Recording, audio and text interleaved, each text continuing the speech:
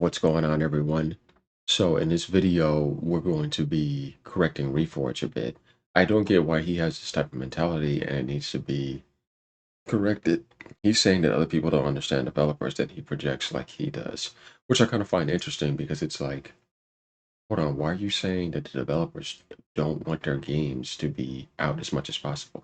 If you create a product, definitely not an industry now, everyone's more third party ever, more than ever, besides Nintendo. You want your games to expand and reach as many people as possible because when you create something, you want to see as many people enjoy it as possible. A creator would think like that. You know what I mean?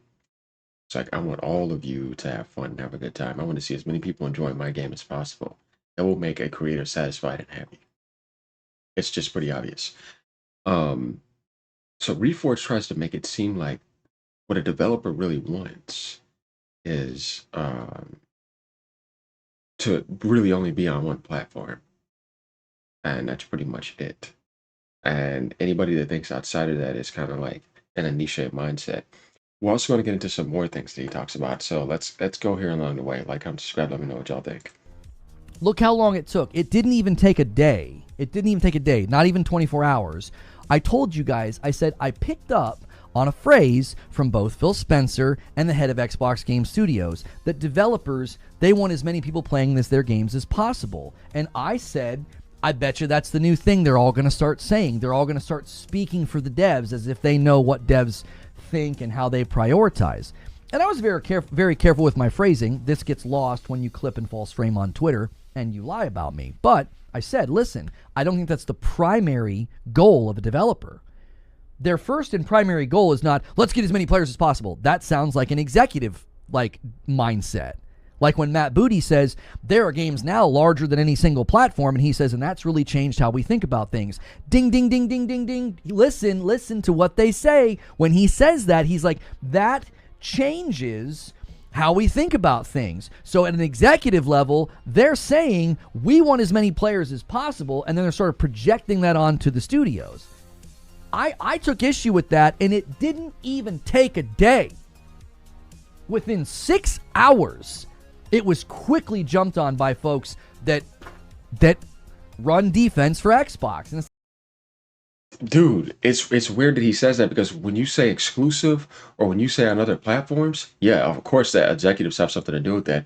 But at the end of the day, this exclusive game is something that is egotistical by leaders who wanted to promote and sell their console more than some other competitor because they were at war with them. And if you could do it and sell the most on there and so like Nintendo numbers, yeah, it would be applicable, but that's not really the case, right? A developer's not going to sit there and say, man, they're mad at me because the expectations didn't get met. I want our game to blow up as much as possible. You know what I mean? When you look at all like the biggest games today outside of the Nintendo world, all of them were on multiple platforms. And developers always want that. Look at what happened when Square Enix's expectations weren't met, right? Square Enix is done with PlayStation exclusivity after profit drop. They want to put their games elsewhere. Sure, Yoshida says, the high cost of developing a single-player game has led to the rise of remasters and PC ports as a way to generate additional revenue, as they are cheaper to produce and create a new user base. Sean Layden, every generation it costs twice as much to build a game. It's not sustainable to be exclusive only. And I want you guys to think about this too, all right? If you were a developer, and I think that they get underpaid compared to the suit and ties assholes to come and take everything, wouldn't you want to get paid as much as possible too? Because it would make a developer's life happy because they have a stressful life on what they have to deal with. So if you're putting your games on other platforms and your games are more successful and the developers get more in the spotlight, and these people are now like, man, these guys are key players, they're going to raise up the budget because they're more selectable. Directors may be getting in and more on the camera. Producers may be getting up there. Now people are becoming superstars, you know what I mean? And they're like, yeah, they're valuable, so raise up the price. That's what happens when you put your games elsewhere. Because when they're making more money, the developers are making more money and they're more happy. And people are more happy with what they created. The more people get to see it. The communities are bigger. It's more healthy. Now more people are supporting the game. Now they can make more games. And it puts less stress on them. It's not just looking at it in a sense of an executive level. It's seeing how is this affecting the developers' lives. Don't sit here and get me and try to play that type of game. We're gonna get to something else here too. Let's continue though. But doesn't that make sense? See, it's not something that you look at in a one-dimensional sense. This is a multi-dimensional facet, and we have to be very professional about that. If we're gonna make these type of statements. He's right, but he's also wrong in a certain sense. It's like, well, why are you defending this? Do you know every studio out there? Riddle me this, Batman. If that was the primary goal, if that's what really, really mattered the most to developers, then why do so many of them signal the opposite? They don't. He's not, dude. The biggest games in the world, Elden Ring, Minecraft. Like I said, outside of the Nintendo spectrum, right?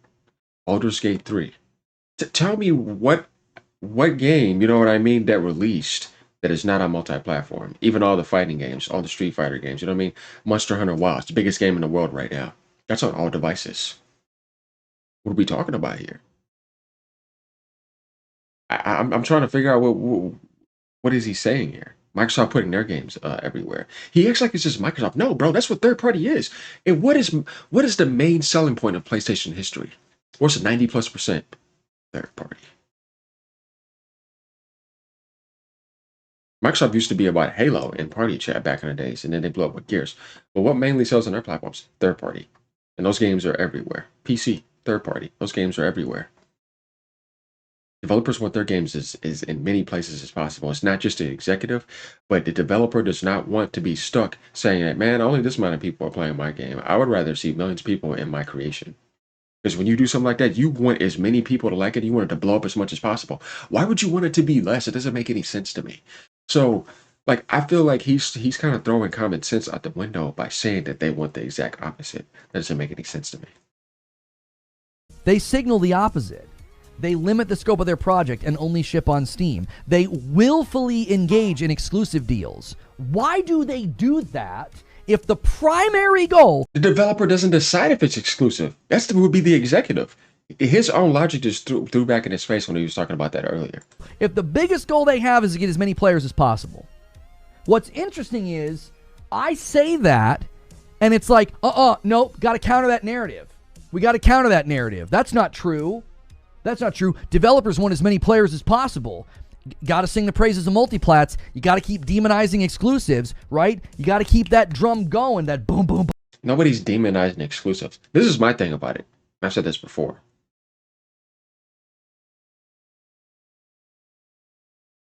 The problem that I have with Sony with exclusives is not first party.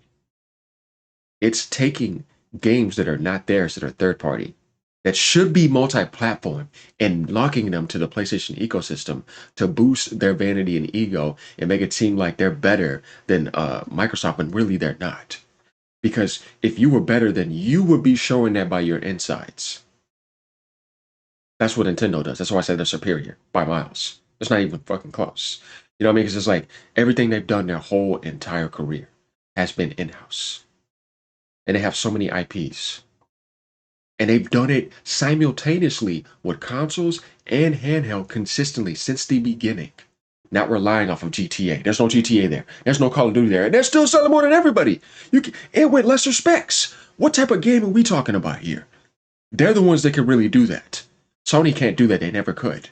It was always taking as many games away from other communities that were not their games, that should be multi-platform, and money hiding in it and giving people paychecks so that they could push the PlayStation ecosystem. Sega was the closest thing to Nintendo ever. And Microsoft at least came in the industry and blew up off of their game in-house, Halo.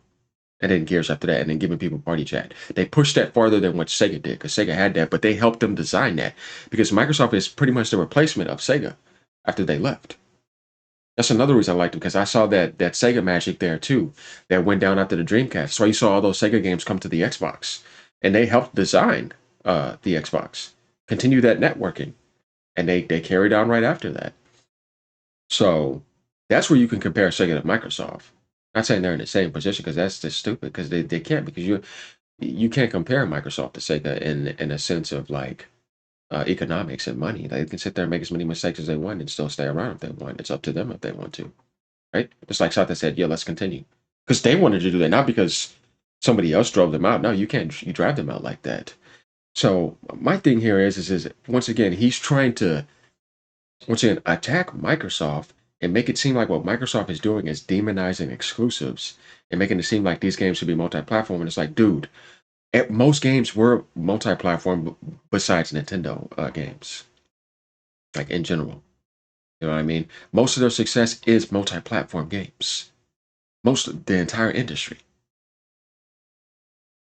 Nintendo's the only one that is really truly the creative in-house company where it's like, yeah, we're purely 100% gaming. Everybody else is multi-conglomerate or something else. But you guys kind of get what I mean. Like I don't see the narrative that he's trying to push to make it seem like a developer would not want his game to be known. That would make them happy. It's just goofiness. Boom. Yeah, got to bang on that drum. Got to make sure people know, yep, that's what developers want. That's what they prize. We got to make sure and defend that. Why? Because it's a talking point from Xbox. It's coming right from Phil and the head of Xbox Game Studios. Instead of having a nuanced discussion about how, like, not every developer is the same, not every developer has the exact same goals, plenty of developers, clearly, the vast majority of developers in the industry are choosing to build for one platform. That is not true. Oh my God, bro. Because, what's this? One more.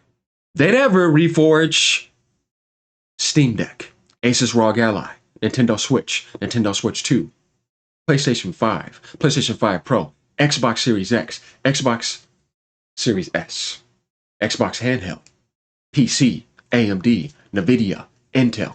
You know how many fucking settings they have to do, bro? I'm just saying here, bro. What world are you living in? Because you are saying something that should have been said almost 2 damn decades ago. Every developer now is doing insane settings. They have to do all these different settings. More than ever. How are you not seeing that, man? He's not making any sense to me because that's literally the future now. You have all these devices that they're building for and putting their games on. And you just scaling things. It's now about having an engine that's well optimized and well done, and you're scaling everything to that.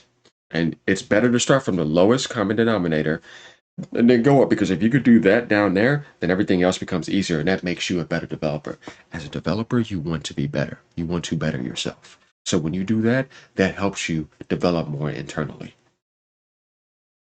A developer should want to be better. An artist should want to be better. Anybody that's doing their job, you want to do better. You want to be the best at what you do.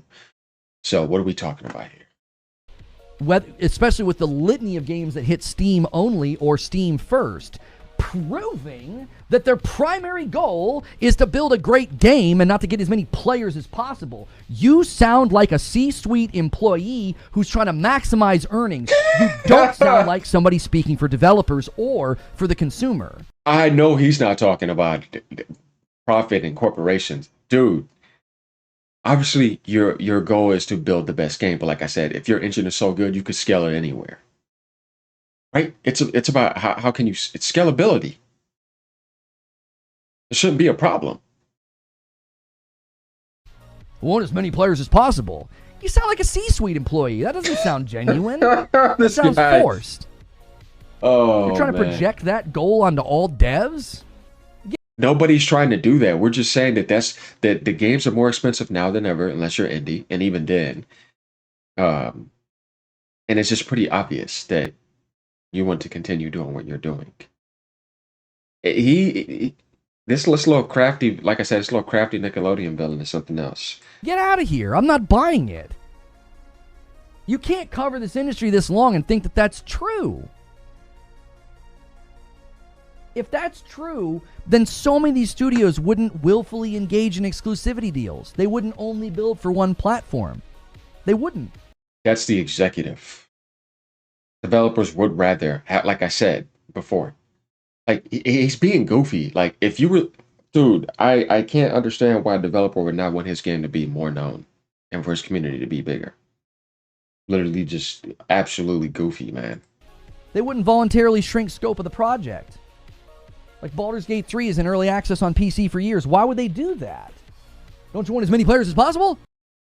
He's trying to use that to justify it because, dude, that's where you get everything right first. It makes sense to get everything right on PC than you just scale rather than giving them bad ports because everything starts there anyways and it's already there.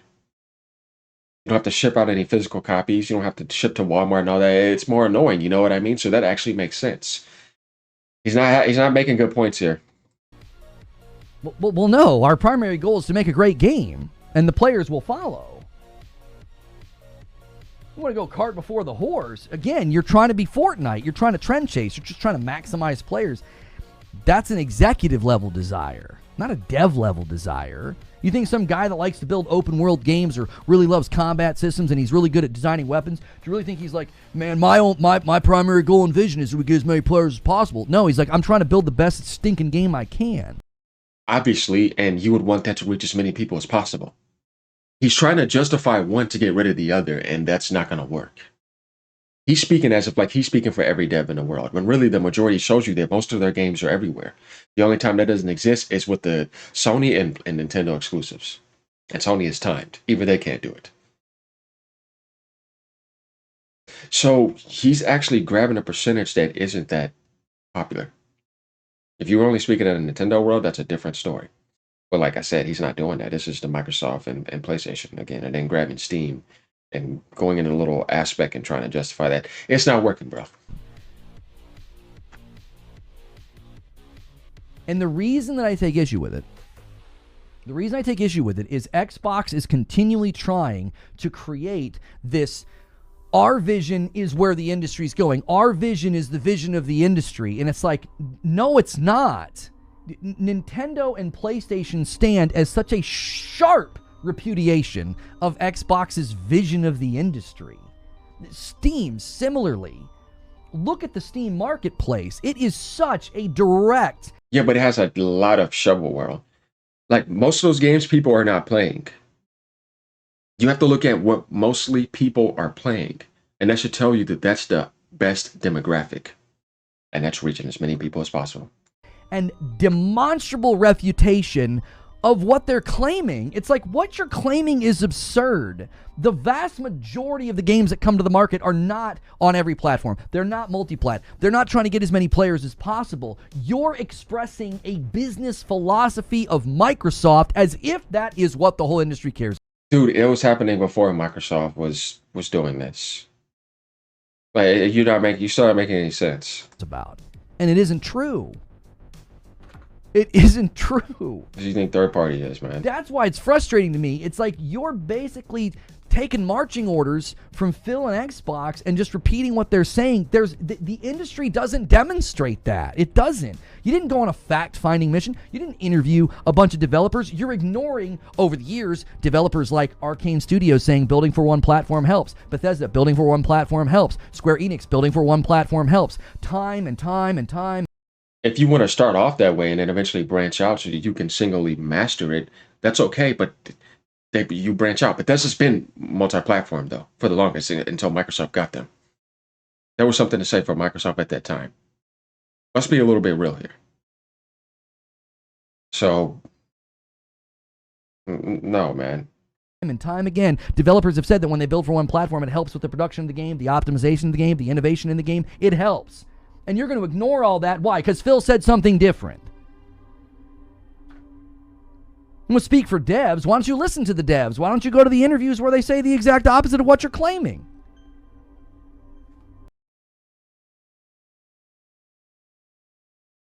It's not working, man.